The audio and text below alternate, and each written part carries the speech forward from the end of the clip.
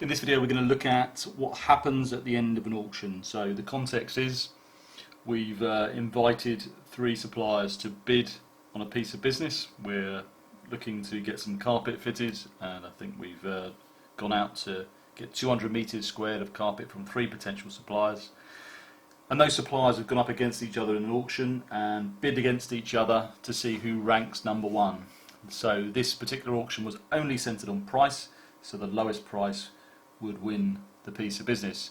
So what we're going to do is look at the detail behind that auction now, and the ranking on the auction and how it works. So to look at the auction, if it's finished, just have a look at past events. If it's still active, it'll be up here. If it's past, it will be down here. So just be careful where you look for these events. So I'm going to select event 13, which is the one we're interested in. And you can see here I've got 3 suppliers that have been approved and eligible for the event, and they all competed in the event. Here are all my details about the event itself. It's a ranked auction. It started at this time. It has finished. It's in GBP. It's a reverse auction. It took 30 minutes. Minimum bid increments, no questionnaire, 1 lot and 1 document, and partial lot bidding was allowed, which means you bid on each individual lot. So if we look at the event report, we get a little bit of an insight into what happened in the auction itself. So supplier 21 won the auction, 1 out of 3.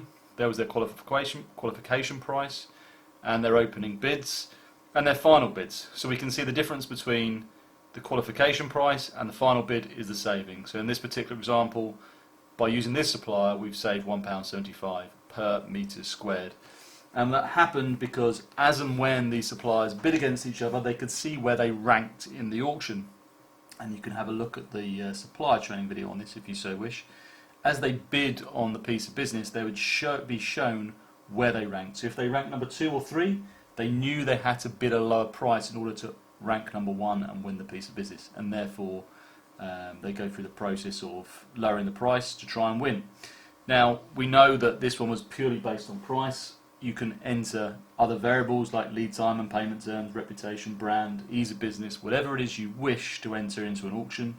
You can weight it accordingly based on those different variables. So if lead time is important to you, you could weight it 50-50 between price and lead time, and then it's perfectly plausible that a final bid from one supplier could be higher than another, but because their lead time is shorter, they win that auction and they would rank number 1. And we'll show that in other training videos if you're interested in seeing it.